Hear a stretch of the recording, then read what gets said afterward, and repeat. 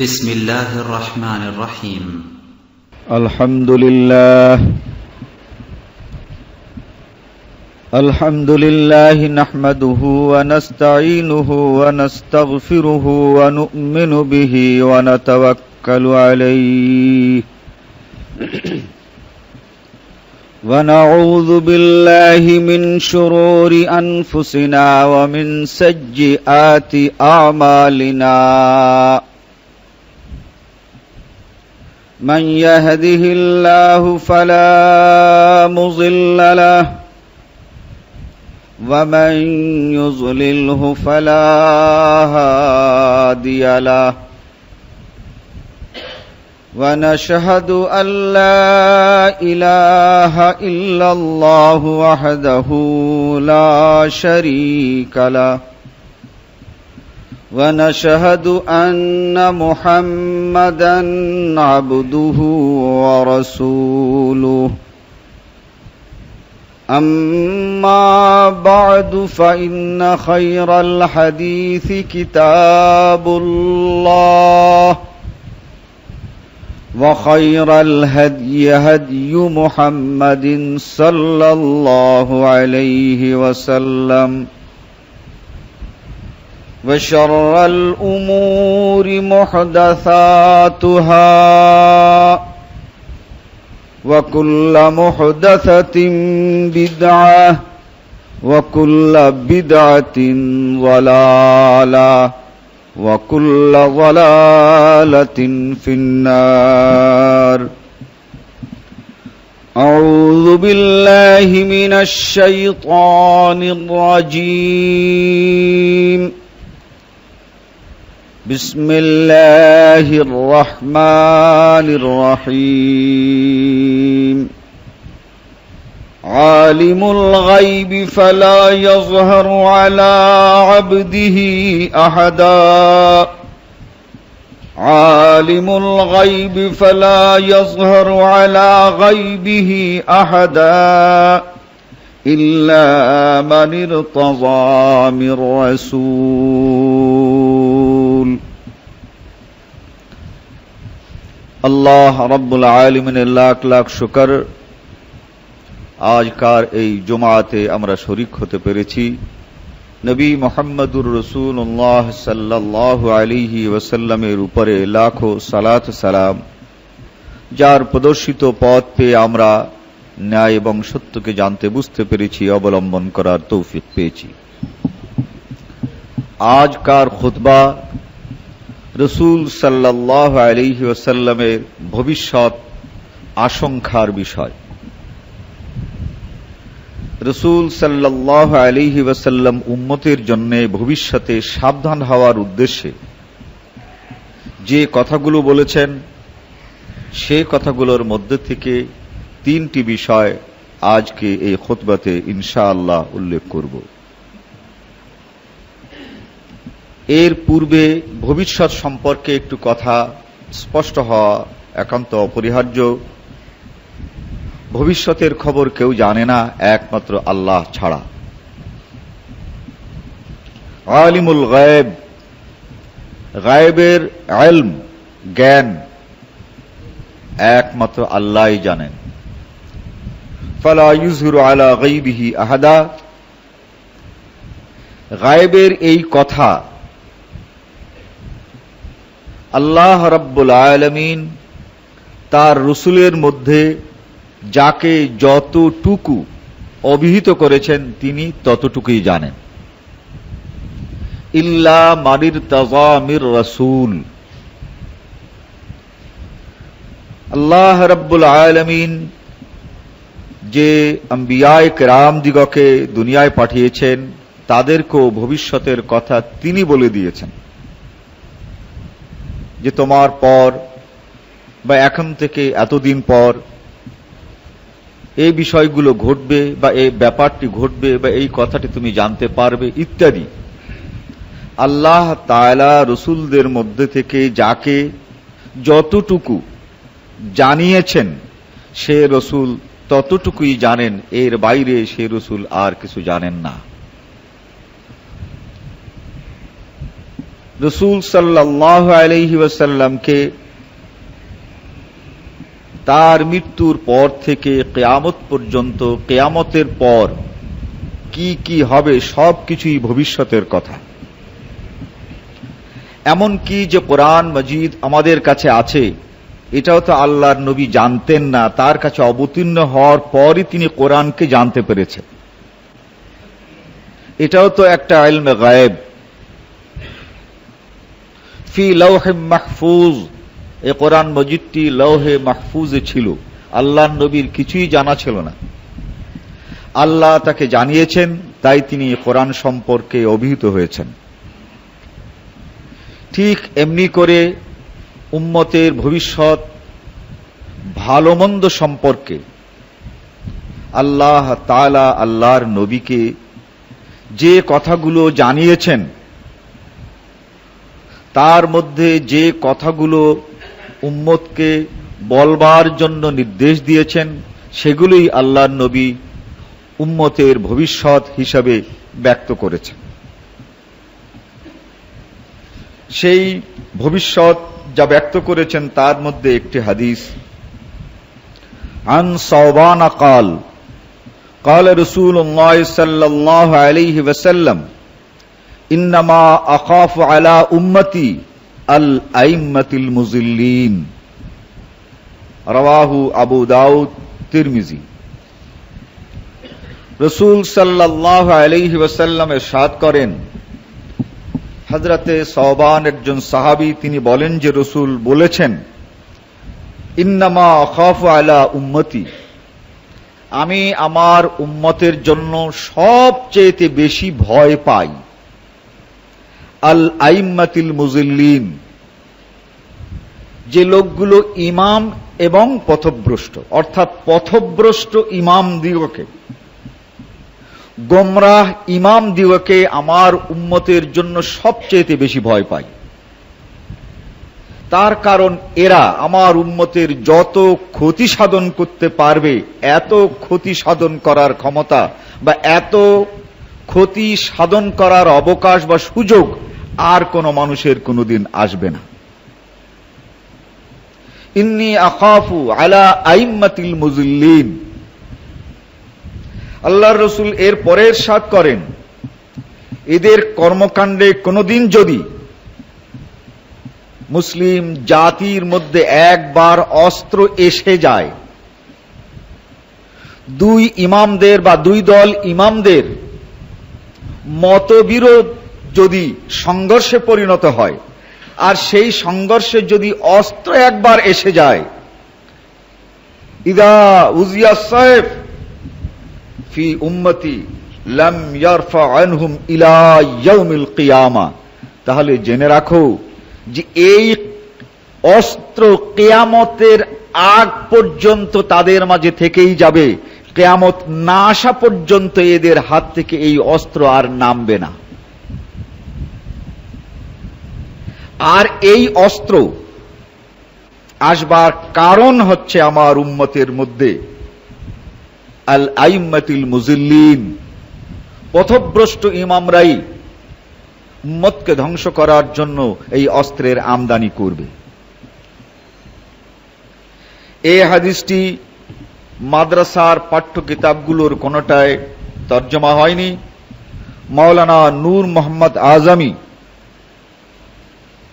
তিনি যে মিশকাতের অনুবাদ করেছেন, সেই মিশকাতের 5661 নম্বর হাদিস,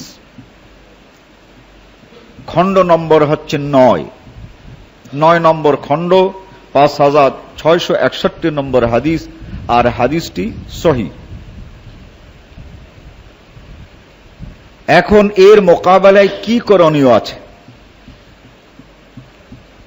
আহলে হাদিস আন্দোলন কি ও কেন, আমার ছোট্ট পুস্তকে এই ইমামদের ঝগড়ার জন্য মুসলমানদের মধ্যে কত প্রাণ, কত মানুষ মারা গেছে, এর একটি ঐতিহাসিক চিত্র আমি মোটামুটি তুলে ধরেছি।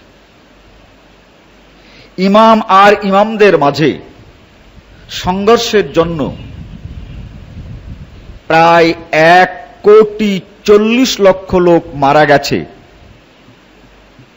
656 হিজরি থেকে 7 থেকে 7.5 হিজরি পর্যন্ত। আর এর কারণই ছিল একদল পথভ্রষ্ট ইমাম।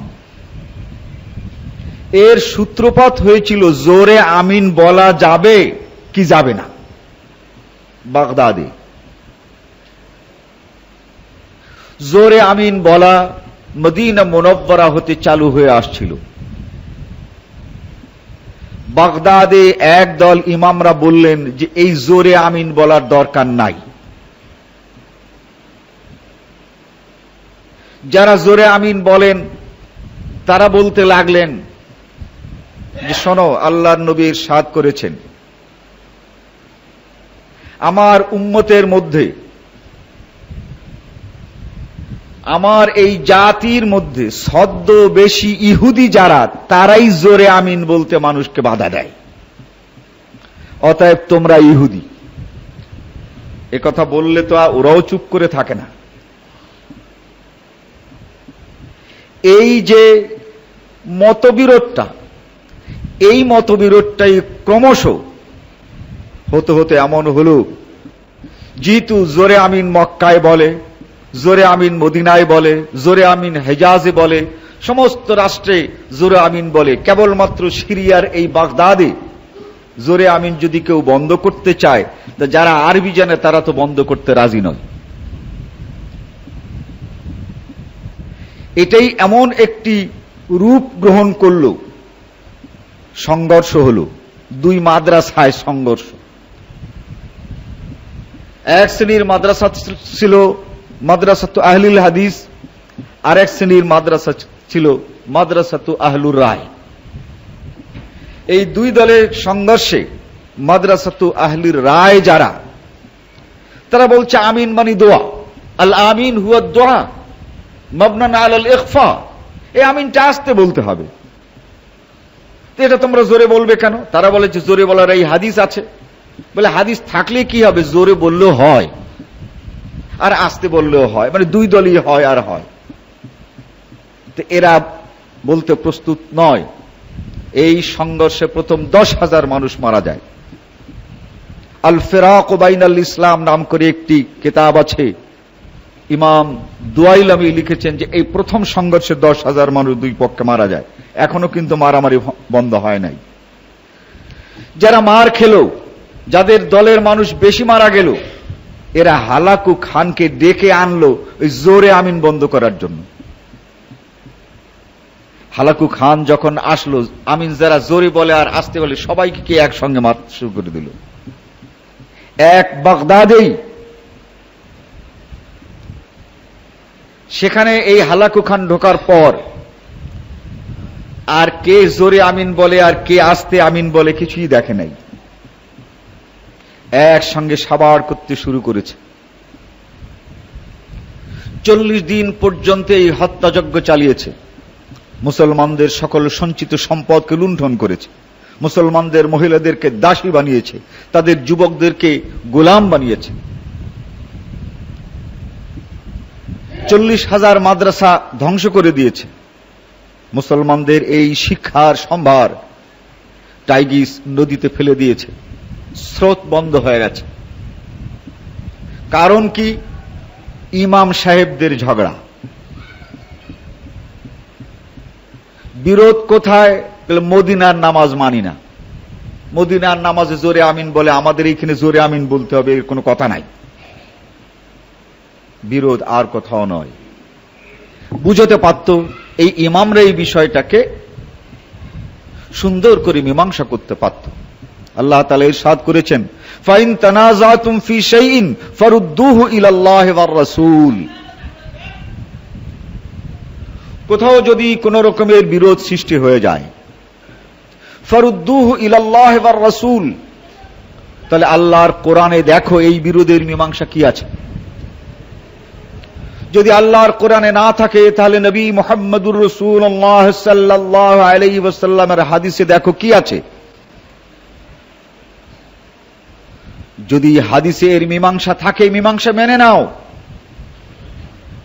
যদি না থাকে কোরআন এবং হাদিসে তোমাদের এই ঝগড়ার কোনো মীমাংসা যদি না থাকে তো জেনে নাও এটা কোরআন হাদিস নয়, এটা ধর্মীয় ব্যাপার নয়।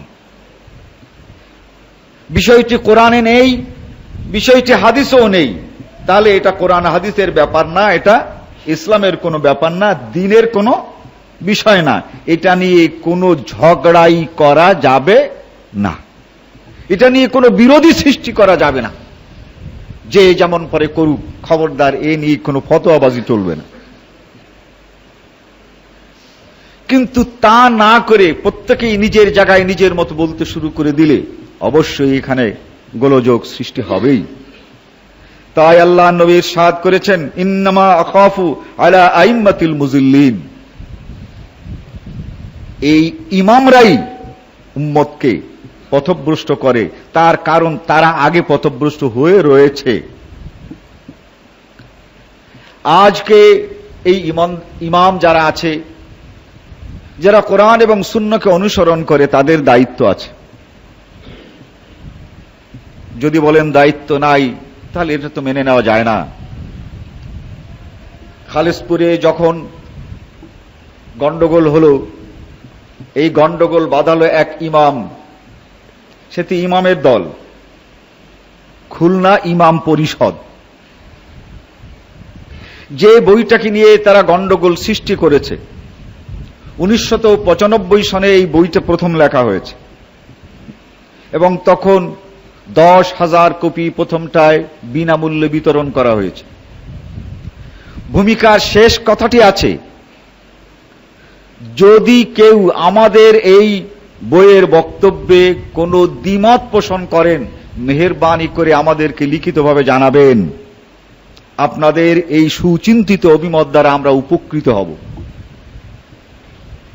কই ইমাম সাহেবরা কেউ তো আসেন নাই। এরপরে দ্বিতীয় সংস্করণে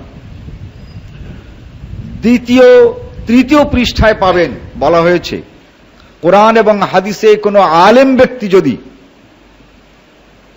এই বইয়ের লেখায় কোন জায়গাতে দ্বিমত পোষণ করেন, তাহলে দলিলের সঙ্গে লিখে জানাবেন, ইনশাআল্লাহ আমরা আগামী সংস্করণে আপনাদের এই সাজেশনগুলো, আপনাদের সংশোধনীগুলো আমরা ছেপে দেব। বইটাতে তো লেখা আছে।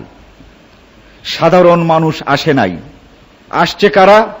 খুলনার ইমাম পরিষদ। তাহলে আসবার কারণটা কি? কারণটাই হচ্ছে এই বিভ্রান্তি, একটি বই সম্পর্কে সাধারণ কাণ্ডজ্ঞান না থাকা, আর দ্বিতীয় হচ্ছে জেনে বুঝে তারপরে কিছু করা।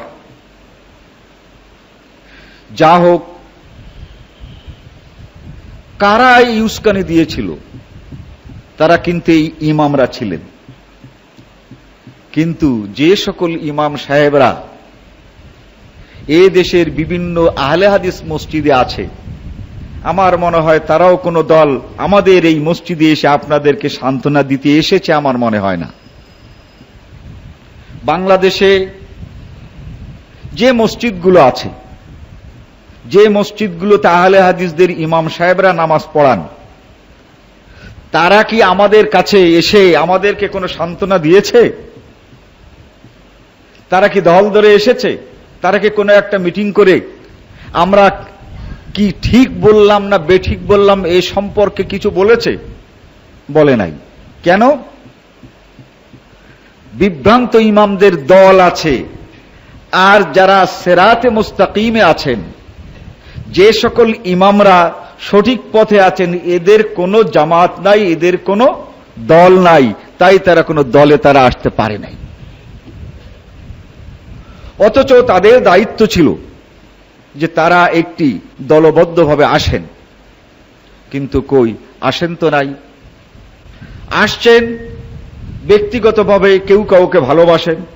খালিশপুরের অবস্থাটা কি, কোথায় কি হলো না হলো, যারা আসছেন অনেকে আসছেন কারোর সঙ্গে দেখা সাক্ষাৎ না করে আমাদের মসজিদ পাঠাগার ইত্যাদির অবস্থা দেখে চুপি চুপি এসে চুপি চুপি চলে গেছে। এরকম বহু লোকের সঙ্গে দেখা হয়েছে যে আপনার ওটা ভাঙচুর দেখলাম, মসজিদ ভাঙচুর দেখলাম, ওটা ভাঙচুর দেখলাম, কার সঙ্গে কি দেখা সাক্ষাৎ করব, তারপরে চলে আসি। এই যে অবস্থার সৃষ্টি হয়েছে, যে আমাদের যারা ইমাম আছে সংঘবদ্ধ শক্তি না থাকার জন্য তারা কিন্তু সংঘবদ্ধভাবে অগ্রসর হতে পারে নাই।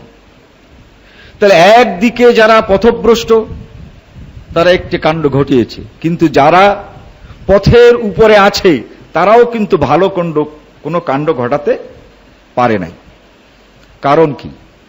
কারণটা হচ্ছে এই যে তারা যে হকের উপরে আছে এটা বলবার সাহস নাই। নিজের মেম্বারের উপরে বেদাতের বুদ্ধে বহু ওয়াজ করা যায়, বাইরে তো আর কেউ শোনে না, কিন্তু বেদাতির পেছনে নামাজ হবে না এই রকমের একটা বুকলেট লিখে আপনি ছেড়ে দিয়ে দেখেন আপনার অবস্থাটা কি হয়। একটা পত্রিকায় আপনি দেন যে হানাফিদের পেছনে নামাজ হয় না, তখন অবস্থাটা অনুমান করেন। আমি অনেক ইমামদের সঙ্গে আলাপ করেছি, এটা করলেন না কেন? শুধু তাদের মধ্যে ভয়। তাদেরকে আমি ডাকি নেই এই জন্য যে আমি জানি যে এর মধ্যে বিপদ আছে। এই বিপদে তারা কতটা টিকে থাকতে পারবে এটা আমি সন্দেহ করেছি। ভিতরে ভিতরে বোঝে, আভ্যন্তরীণভাবে বোঝে, মানসিক দিক থেকে বোঝে, কিন্তু প্রকাশ্যে বলতে পারে না। এই সকল লোকদেরকে নিয়ে যদি আমরা কোনো সংঘবদ্ধ আন্দোলন করি তাহলে একমাত্র দেখবেন যে আপনি দাঁড়িয়ে আছেন আর পেছনে কেউ নাই। তখন আমাদের সবচেয়ে শেষ যে ব্যক্তিও থাকবে সে তো ওই দাঁড়িয়ে দাঁড়িয়ে থেকেই শেষ হয়ে গেল, তার কাছ থেকে তার আমরা কিছু পাইলাম না। একটি দৃষ্টান্ত দেই। একটি বই প্রকাশ হয়েছে যার নাম সালাতুর রসুল। বইটির নাম সালাতুর রসুল। এই বইয়ের মধ্যে স্পষ্ট করে লেখা হয়েছে ফাসিক ও বিদআতির পিছনে নামাজ পড়া জায়েজ আছে, লেখা হলো প্রথম সংস্করণে। কিন্তু অতি সাম্প্রতিক ফের আবার এই সালাতুর রসুল ছাপা হয়েছে, এর ভিতরে চ্যাপ্টারটাই তুলে দিছে। তার মানে আমাদের মার খাওয়ার পর এখন ওনার সাহস হয়েছে। এই সালাতুর রসুলের লেখক এই সমাজে আহলে হাদিস আন্দোলনের একজন শ্রেষ্ঠ নেতা। এই সালাতুর রসুল প্রথমে দিলেন ফাসিক ও বিদআতির পেছনে নামাজ বলে জায়েজ করে দিলেন, কিন্তু এই দ্বিতীয় যে সংস্করণ বের করেছেন এইখান থেকে ওটা নাই। এখন কিছুটা সাহস হয়েছে। ও যদি মার খেয়ে এ পর্যন্ত বেঁচে থাকতে পারে, খালিশপুরের জামাত যদি এখনো থাকে, তাহলে বোধ হয় আমরা যদি নামাজকে নাজায়েজ করি তাহলে একেবারে উৎখাত হয়ে যাব না। এই সাহসে আবার সালাতুর রসুলি এই মসলা নাই। তাই আমিও একটু সাহস করে কিছু ইমাম সাহেবদের সঙ্গে যোগাযোগ করলাম। তারা বলে যে না ঠিক আছে, ইমাম সাহেবদের একটা কিছু হওয়া উচিত, একটা দল টল হলে ভালো হয়। তো করেন, বলছে আপনি ডাকেন। বলে এই মার খাওয়া মানুষটাকে দিয়ে ডাকাবেন? বলে হ্যাঁ আপনিই ডাকেন, আর নতুবা। তার কারণ এবার সারা বাংলাদেশে বোঝা গেছে যে এই বইগুলোর দাম কতটুকু। আমি আরেকটা দৃষ্টান্ত দিচ্ছি যে আমি যখন শিক্ষক, আমার ভাই একজন শিক্ষক ছিলেন, তার নাম আব্দুল কাদের, মারা গেছেন, পিপুলস স্কুলের শিক্ষক, অনেক ছাত্র তার আছে। তো উনি 1965 সনে ভারত ছেড়ে বাংলাদেশে এসেছিলেন, তদানীন্তন পাকিস্তানে আসছেন। তো আমি জিজ্ঞাসা করলাম বিষয়টা কি, আসলেন কেন? কাদের সাহেব বলেছিলেন যে ভাই বাড়ির পাশে একটি হিন্দু বাড়ি ছিল, পুজো চলছিল। আমাদের গ্রামের লোকেরা হিন্দুদের পূজায় হিন্দুরা যেমন করে পুজো করে ঠিক সেইভাবে পুজো করলাম, যাতে করে জীবনে বেঁচে থাকতে পারি। একেবারে যা যা করে সেই সব কিছু করলাম। কিন্তু 3 দিন পরে যখন আমাদের গ্রামটা আক্রান্ত হলো বাইরের হিন্দু দিয়ে, আমাদের কেউকে ক্ষমা করে নাই। যে মোড়ল ওই পুজো করার জন্য আমাদেরকে সেই ওই বাড়ির পুজো খোলায় নিয়ে গিয়েছিল, তাকে ধরে এনে ওই পুজো খোলার সেই বেদিতে প্রথমেই বলি দেয়। তখন বুঝলাম যে হিন্দুদের সঙ্গে হিন্দু হয়ে থেকে পুজো করেও হিন্দুদের হাত থেকে রক্ষা পাওয়া যায় না। যে সকল লোকেরা বেদাতিকে সমর্থন করেছিলেন, তাদের পক্ষে মশলা ছাপিয়েছিলেন, তাদের সঙ্গে অনেক কিছু করতে গিয়েছেন, তারাও এই কয়দিনের অভিজ্ঞতায় দেখেছে যে ওদেরকে সমর্থন করলে আসলে ওরাও ছাড়ে না। বেদাতিকে সমর্থন করলে বেদাতিরা এই সুন্নপন্থী লোকদেরকে কোনো অংশে কোনো জায়গায় কায়দা পেলে ক্ষমা করে না। এখন কিছুটা সাহস হয়েছে। আমি আপনাদেরকে আহ্বান করছি, ওই সকল ইমামরা ঠিক আসবার জন্য তারা কোনো জায়গা সিলেক্ট করতে পারছেন না। এই ইমাম যারাই হোক, 10 জন হোক, 20 জন হোক, 40 জন হোক, 50 জন হোক, এরা কোন জায়গায় এসে একটু একত্রিত হবেন। সর্বশেষ সকলেই প্রস্তাব করেছেন, আপনি যদি ডাকেন আর খালিশপুরে যদি আপনাদের মসজিদে যদি ডাকেন তাহলে আমরা যেতে পারি। আমাদের কাছে ধারের কোন মসজিদে গিয়ে এই প্রোগ্রাম করা যাবে না। এই সব কিছু আবার এখানে, তার মানে আহলে হাদিস ইমামরা আমাদের এখানে আসতে চান। তারা একটা তো খুলনা ইমাম পরিষদ আছে, তারা একটা মুসলিম ইমাম পরিষদ গঠন করতে চান। মুসলিম মানে আল্লাহ আল্লাহ রসুলের কাছে আত্মসমর্পণকারী। তো এই জন্যে আমাদের বোধহয় তাদের এই দাওয়াত কবুল করা উচিত। হয়তো তাদেরকে 2 ওয়াক্ত খাওয়াতে হবে, থাকার জন্য তো আল্লাহর ঘর আছে। আমরা কি পারবো না? ইনশাআল্লাহ তাদেরকে আমরা ডাকবো তাদের সময় মতো, সুযোগ মতো। আপনাদের এই অনুমতি সাপেক্ষে ইনশাআল্লাহ আমাদের এখানে তারা যদি আসেন তাহলে আসবেন। এবং এই বাংলাদেশে মুসলিম ইমাম পরিষদ নামে তারাও একটা ইমাম পরিষদ এখন করতে চাইছেন। তার কারণ বেদাতীত থেকে যে যন্ত্রণা ভোগ করেছেন, এবার আর বেদাতীত পক্ষে তারা নেই, বইয়েতেও নাই, কাজেও নাই, অনেক জায়গাতেই দেখা যাচ্ছে। এটার গুরুত্ব অপরিসীম। এই মসজিদ, তাদের মধ্যে 5 জন হলেও যদি একটি ঐক্যবদ্ধ ইমাম পরিষদ করতে পারেন, তাহলে তাদের খুতবা পরিবর্তন হবে, তাদের আকীদা পরিবর্তন হবে, তাদের ধ্যান ধারণা পরিবর্তন হবে। এবং দেখবেন অল্প হলেও তারা যে ন্যায় এবং সত্য কথা এখনো সাহস করে বলতে পারছেন না, এই ঈমানের পরিবর্তনের প্রয়োজন আছে। আর এই ঈমানের পরিবর্তনের প্রয়োজন আছে বলেই ইমাম সাহেবদেরও ট্রেনিং এর প্রয়োজন আছে।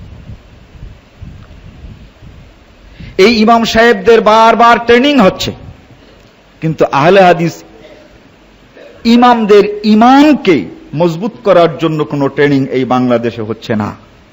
চতুর্দিক থেকে এই একই কথা আসছে যে আমরা ঈমানের দাওয়াত দিচ্ছি, ঈমান তো বুঝি না। ঈমানের সুন্নতের দিকে দাওয়াত দিচ্ছি, এই সুন্নতি বুঝি না। এমন অনেক কাজ যা সুন্নত নয় তাকে সুন্নত বলে মানুষের উপরে চাপাবার চেষ্টা করছি, আবার যা সুন্নত তাকে আমরা সুন্নত নয় বলে বর্জন করছি। অতএব আমাদেরও প্রশিক্ষণ হওয়ার প্রয়োজন আছে। নবী মুহাম্মদুর রাসূলুল্লাহ সাল্লাল্লাহু আলাইহি ওয়াসাল্লামের এই হাদিস আজ কার্যকরী হতে শুরু হয়েছে। ইমাম সাহেবরা যখন যেখানে নির্ভীক হয়েছেন, সেই ইমাম সাহেবদের উপরে বাতিলদের পক্ষ থেকে আক্রমণও শুরু হয়েছে। কেটে উঠতে সময় লেগেছে, কিন্তু ওই ইমাম সাহেবদের প্রচারিত আদর্শ বিলুপ্ত হয় নাই। ইমাম ইবনে তাইমিয়া, তাকে শহীদ করা হয়েছে, কিন্তু ইমাম ইবনে তাইমিয়ার যে শিক্ষা, যে শিক্ষা গ্রহণ করে আজ এই তাওহীদ তথা এই রিসালাতের যে প্রচার হয়েছে, সেই প্রচারের রোশনি আজও শেষ হয় নাই। আজ শিক্ষিত ছেলেরা বলতে শুরু করেছে, সহিহ হাদিস কাকে বলে, জয়ীফ হাদিস কাকে বলে, এগুলো আমাদেরকে বুঝিয়ে দিন। একদিন এমন ছিল, কেউ হাদিসের কথা বললেই তা মেনে নেওয়া হতো, যেটা হাদিস। আজ মানুষ জানতে চায় হাদিস কোনটি সহিহ, কোনটি জাল, কোনটি জয়ীফ। সাধারণ মানুষ এই চেতনার সৃষ্টি করেছিলেন ইমাম ইবনে তাইমিয়া। হাদিস ছিল,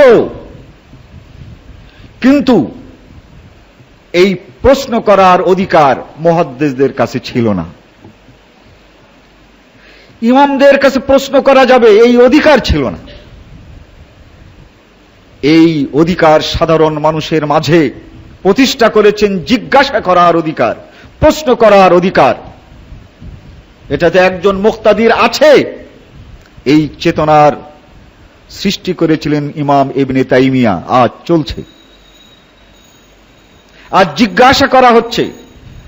ফলে ইমাম সাহেবরা দিক বিদিক জ্ঞান শূন্য হয়ে পড়েছেন অনেকে, যেহেতু এই 5 ওয়াক্ত নামাজ পড়ানো ছাড়া অনেকে 5 ওয়াক্ত নামাজের মসলাও জানে না। এক ইমাম সাহেবকে, আমার কাছে কিতাব আছে, তা কিন্তু আরবিতে, উর্দুতে নাই।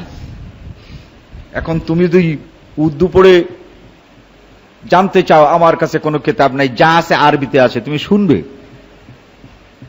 তারপরে এই ইস্তিসকার নামাজ কিভাবে পড়তে হয়, এর শুরু কিভাবে করতে হয়, শেষ কিভাবে করতে হয়, কখন খুতবাটা দিতে হয়, কিভাবে খুতবা দিতে হয়, আমি তাকে জাদুল মাআদ নাম করে একখানা হাদিসের কিতাব থেকে, সকল হাদিসের কিতাব থেকে এক জায়গাতে করে পূর্ণাঙ্গ নামাজটা আছে, যে কিতাব তার নাম জাদুল মাআদ, বাংলা তর্জমা হয়ে গেছে। এই জাদুল মাআদের প্রথম খণ্ডে আছে, আমি তাকে পড়ে পড়ে শোনালাম। তো এই তো হচ্ছে ইমাম সাহেব নামাজের মসলা জানেন না, কিন্তু নামাজের ইমাম। মাসাইলে নামাজের খবর নাই, কিন্তু এই অঞ্চলের একজন ভালো ইমাম, জুট মিলের বড় মসজিদের ইমাম, এক জুট মিলের। বন্ধুগণ, আমাদের করণীয় হচ্ছে এই, যে এই সকল আমাদের যারা ইমাম, তাদের একটা হলেও তো বন্ধু আছে, দুটো হলেও বন্ধু আছে। এই ইমামদেরকে আমরা ঐক্যবদ্ধ করি এবং তাদেরকে ঐক্যবদ্ধ করে তাদের মধ্যেই চেতনার সৃষ্টি করি। আমাদের ইমাম যারা আছে সকলেই সমান ইমানি চেতনায় উদ্বুদ্ধ নেই, এই জন্য তারা আসতে চাইছেন। আমরা এর জন্য দাওয়াত দেব ইনশাআল্লাহ রহমান। এই বাতিল ইমাম, বিভ্রান্ত ইমামদের মোকাবেলায় সিরাতে মুস্তাকিমে প্রতিষ্ঠিত ইমামদেরকে ঐক্যবদ্ধ করার প্রয়োজন এসে গেছে। এজন্য যে রাসূল সাল্লাল্লাহু আলাইহি ওয়াসাল্লামের এই ভবিষ্যৎবাণী আজকে এই বাংলাদেশে সবচেয়ে বেশি খাটতে শুরু করেছে। বাংলাদেশের ইমাম, এদের যে ভ্রষ্টতা, এদের গমরাহি এক দারুণ পর্যায়ে উপনীত হয়েছে। আমাদের নিকটবর্তী একজন ইমাম সাহেব, তিনি আবার হজের দালাল। তার মানে যারা হজ করতে যায়, এদের এই 10 জন কুড়াতে পারলে ওনার হজটা ফ্রি হয়। তো এই আমাদের আশেপাশের একজন ইমাম সাহেব, তিনি এই 10 জন তো জোগাড় করেছেন, তো এনার সেই কোম্পানি তাকে ফ্রিতে হজে নিয়েছে। তো এই খালেসপুরে সবাইকে একত্রিত করে বলে কি, ভাই সব শোনেন, এই যে আমরা হজে রওনা হয়েছি, তো মক্কায় যাওয়ার পরে কিন্তু অনেক উল্টো পাল্টা আমরা দেখব। তো একজনে জিজ্ঞেস করেছে, হুজুর বলেন কি মক্কায় উল্টো পাল্টা? বলে মক্কায়? বলে হ্যাঁ, মক্কায় উল্টো পাল্টা। বলে সে আবার কি? বলে এই ধরেন নামাজের মধ্যে উল্টো পাল্টা। বলে তাই নামাজে ওখানে উল্টো পাল্টা? বলে হ্যাঁ, নামাজে উল্টো পাল্টা, ওই ইকামতে উল্টো পাল্টা দেখবেন আপনি সেখানে। কিন্তু খবরদার খবরদার, ওই যেখানেরটা সেখানে রাখবেন, ওটা কিন্তু বাংলাদেশে নিয়ে আসবেন না। ওইখানে যদি আপনি আপনার মতো করবেন, আর যদি ভুলে কখনো ওই রকমের একটা হয়েই যায়, তাহলে নামাজ নষ্ট হবে না, ওতে নামাজটা হবে। আপনি আবার আলাদা করে নামাজ পড়তে যেন না, তো বিপদের ব্যাপার। ওই মক্কায় যা দেখবেন, মদিনায় যা দেখবেন, তা কিন্তু বাংলাদেশে নিয়ে আসতে হবে না। আমরা হজ করতে গেছি, হজটা করেই চলে আসবো। একজনে জিজ্ঞাসা করেছেন, হুজুর আপনি যে হজ করবেন আর ওরা যে হজ করবে, তার মধ্যে যদি কোনো উল্টো পাল্টা বেঁধে বসে, তো হজের মধ্যে কি করব? বলে সেও একটা কথা, তবে হ্যাঁ, তাই আমার পেছনে পেছনে থাকবেন, আপনি কারো কথা শুনবেন না। ওই লোক ঠিকই উল্টো পাল্টা ওখানে দেখেছে। যখন আরাফায় আজান হলো, বলে হুজুর এ কোন সময়কার আজান? বলে একটা উল্টো পাল্টা আজান। বলে উল্টো পাল্টা কিরকমের? জোহরের আজান তো দিল না। বলে ওরা জোহর আর আসরে একসাথে পড়ে, তাহলে আমরা যে আগে নামাজ পড়লাম জোহরের নামাজ 4 রাকাত, বলে হ্যাঁ আমাদের তো পড়তে হবে। কেন পড়তে হবে? বলে আমরা বাংলাদেশ থেকে এই যে মক্কা শরীফ এসেছিলাম 15 দিনের বেশি থেকেছি, তো 15 দিন থাকলে তো আর মুসাফির থাকে না। আর মক্কা থেকে এই আরাফাত পর্যন্ত সফরের রাস্তা না, 48 মাইল না, অতএব আমাদের পড়তে হবে 4 রাকাত। উনি জিজ্ঞাসা করলেন, হুজুর তো ওই যে ইমাম সাহেব, ওই মসজিদের যে ইমাম সাহেব, ও কি আগের ইমাম সাহেব না নতুন করে আমাদের মতো মুসাফির ইমাম? বলে না, উনি আগেরই ইমাম। তাহলে উনি যে এই 2 রাকাত পড়লেন, জোহরের নামাজ 2 রাকাত, আসরের নামাজ 2 রাকাত, আর দুটো যে একসাথে পড়লেন, ওনার নামাজ কি হয়েছে? বলে এই কথাই তো বলছি যে আপনি উল্টো পাল্টা যা দেখেন কিছু করবেন না। বলে এখন যে আজান হলো নামাজ পড়বো না? বলে নামাজ তো আমরা আসরের নামাজ জোহরের নামাজ পড়ে নিছি, আসরের নামাজ কিছু সময় পর আমরা পড়বো। বলে হুজুর এই হজ করতে আপনার সাথে থাকতে চাইছিলাম না, কিন্তু উপায় নাই, করবোটা কি? বলি এত বড় জামাত, যে যেখানে আছে সেইখানে দাঁড়িয়ে নামাজ পড়তে পারে, সুন্দর জঙ্গল সৃষ্টি করে দিয়েছে, সব জায়গাতেই মাইক্রোফোন আছে, আপনি ওই জামাতের সঙ্গে শরীক থাকতে পারেন যত দূর হোক, যেহেতু ইজতেমাটা অনেক বড়, আপনার সামনে যদি রাস্তা থেকে থাক, কিন্তু আপনারা যে কয়জন আমরা আছি ওইখানেই আমরা ওই জামাতকে অনুসরণ করতে পারি।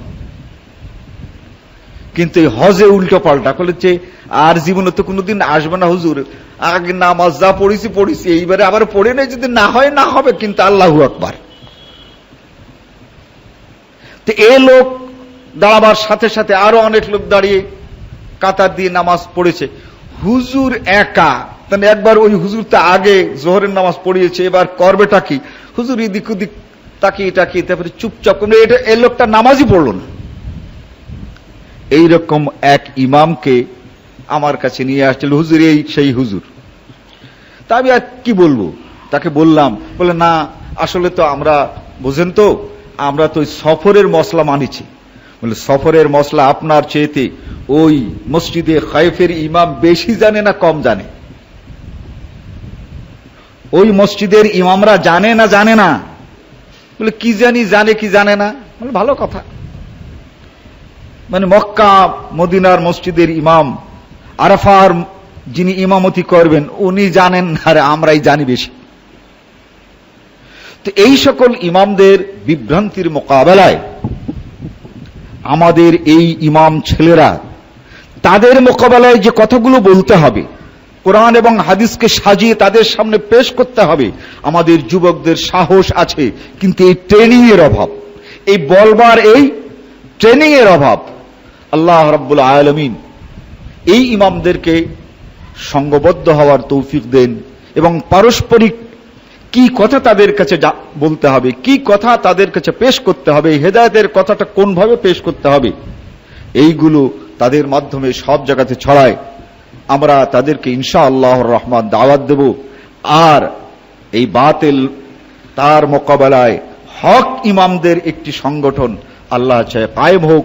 তাতে আমাদের যার যতখানি সাহায্যের প্রয়োজন সময় আসলে পরে আগে থেকেই জানিয়ে দিলাম যে আল্লাহ তাআলা আমাদের সেই তৌফিক দিক যাতে করে আমরা তাদেরকে সংঘবদ্ধ করতে সকল রকমের সহযোগিতা দান করতে পারি। বারাকাল্লাহু লানা ওয়া লাকুম।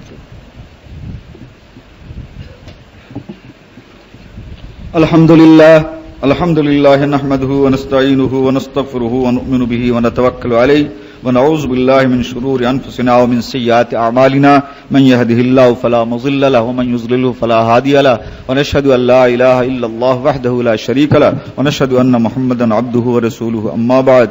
আউযু বিল্লাহি মিনাশ শাইতানির রাজীম। বিসমিল্লাহির রহমানির রহিম। ইন্নাল্লাহা ওয়া মালায়েকাতাহু ইউসাল্লুনা আলান নবী ইয়া আইয়ুহাল্লাযীনা আমানু সাল্লু আলাইহি ওয়া সাল্লিমু তাসলিমা। আল্লাহুম্মা সাল্লি আলা মুহাম্মাদিন ওয়া আলা আলি মুহাম্মাদিন কামা সাল্লাইতা আলা ইব্রাহিম ওয়া আলা আলি ইব্রাহিম ইন্নাকা হামিদুম মাজিদ। আল্লাহুম্মা বারিক আলা মুহাম্মাদিন ওয়া আলা আলি মুহাম্মাদিন কামা বারাকতা আলা ইব্রাহিম ওয়া আলা আলি ইব্রাহিম ইন্নাকা হামিদুম মাজিদ। কয়েকটা প্রশ্ন। ইসলামী জীবন বিধানে পাগড়ির প্রয়োজনীয়তা কতটুকু? পাগড়ির প্রয়োজনীয়তা একটুও নাই। এজন্য ইসলামের মধ্যে এই পাগড়িটা কোনো সুন্নতি পোশাক নয়। এটা নবী মুহাম্মদুর রাসূলুল্লাহ সাল্লাল্লাহু আলাইহি ওয়াসাল্লামের পোশাকের মধ্যে একটি আদত, তার নিজের একটি পছন্দ আর অপছন্দ। কেউ যদি পাগড়ি পরে নামাজ পড়ে তাহলে একটি নেকিও বেশি হবে না, আর পাগড়ি না পরে যদি কেউ নামাজ পড়ে তাহলে নেকি এই নামাজের সব থেকে একটু নেকিও বাদ যাবে না।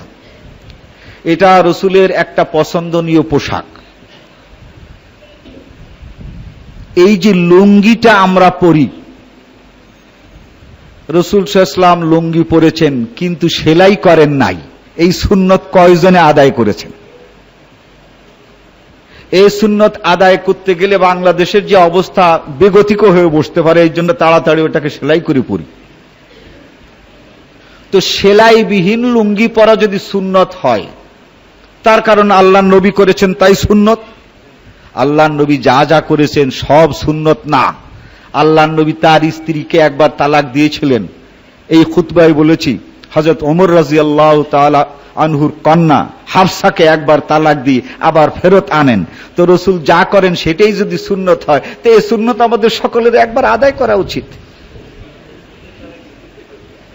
অতএব রাসূলের জীবনে যা যা তিনি করেছেন এটাও একটি শিক্ষা। তার ভিতরে সুন্নত কোনটা আর সুন্নত কোনটা না, এ না জানার কারণে আমাদের ইমাম সাহেবরা যা সুন্নত না তাও সুন্নত থাকাই দিয়েছে। আবার যা সুন্নত বলে এটা যদি এখানে বলি তো চাকরি থাকবে না। টুপি মাথায় দিয়ে নামাজ পড়ার কতটুকু গুরুত্ব বহন করে? এই টুপিটা একটি পোশাক। খুযু যিনাতাকুম ইনদা কুল্লি মসজিদ। নামাজের মধ্যে ভালো পোশাক যা আপনার পছন্দ হয়, বিষয়টা ভালো করে মনে রাখতে হবে। আপনার পছন্দনীয় পোশাকের মধ্যে যা আছে নামাজের সময় ব্যবহার করবেন। এখন মনে করেন এখানে আল্লাহ তাআলা টুপি পরতে কাউকে বাধ্য করেন নাই, রাসূল সাল্লাল্লাহু আলাইহি ওয়াসাল্লাম টুপি পরতে কাউকে বাধ্য করেন নাই, তাহলে এটা কিতাবুল লিবাসে নামাজের যে পোশাক আছে তার মধ্যে অবশ্যই টুপিও থাকতো। মকসুদুল মুমিনিন বাদ দেন, ওটা কোনো হাদিসের কিতাব না। বুখারী দেখেন, তিরমিজি দেখেন, মুসলিম দেখেন, এর মধ্যে নাই। যদি কেউ এই টুপিকে ভালো পোশাক ভালো মনে করেন তিনি টুপি পরবেন। যিনি পড়তে চাইবেন না তার উপরে জোর দেওয়ার কিছু নাই। তবে টুপি পরে যদি কেউ নামাজ না পড়ে তাহলে সওয়াব কম হবে না, টুপি পরে যদি কেউ নামাজ পড়ে সওয়াব বেশি হবে না। তার কারণ ভালোভাবে মনে রাখতে হবে যে আল্লাহর নবী এটাকে পড়তে বাধ্য করেন নাই। কিন্তু একটা কথা আছে, আদব কায়দা বলতে তো কিছু আছে ভাই। হাদিসের মধ্যে আছে জুতো পায়ে দিয়ে নামাজ পড়া যায়, এটা হাদিসে আপনারা তর্জমা হয়ে গেছে আবু দাউদ, তার একেবারে প্রথম খণ্ডে পাবেন। কিন্তু জুতো পায়ে দিয়ে নামাজ পড়া যায়, কয়জন যে পড়ছেন তা তো আমার জানা নাই। বরং জুতোটা খুলে হাতে করে কত কায়দা করে এনে এই আশেপাশে রাখা হয়, কিন্তু এই জুতো পরে নামাজ পড়া যায়। ঠিক এইভাবে রাসূল সাল্লাল্লাহু আলাইহি ওয়াসাল্লাম কখনো টুপি পরেছেন, কখনো পাগড়ি পরেছেন, কখনো আবার রুমাল পরেছেন। কিন্তু একটি কথা, এই কোন সাহাবী এ রওয়ায়াত করেন নাই যে অন্যান্য সময় যা হয়েছে তা হয়েছে, কিন্তু নামাজের সময় খালি মাথায় নামাজ পড়েছেন, এই ধরনের কোন হাদিস পাওয়া যায় না। এখানে বহুদিন বলা হয়েছে, তবু আবার বলছি, রাসূল সাল্লাল্লাহু আলাইহি ওয়াসাল্লাম নিজে কখনো খালি মাথায় নামাজ পড়েন নাই। এটা যদি রাসূলের ব্যক্তিগত ব্যাপার না হতো, কেন তিনি অন্যকে বলেন নাই যখন নামাজ পড়বে তখন মাথায় টুপি দেবে?